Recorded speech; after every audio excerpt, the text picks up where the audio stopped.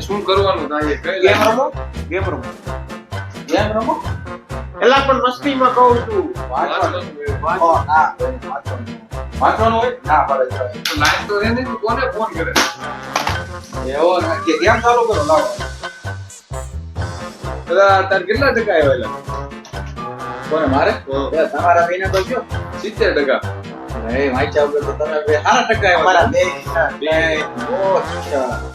તારે કેટલા ઠીક છે આમાં જોઈ લે ને ફોટો મોકલો ને તમે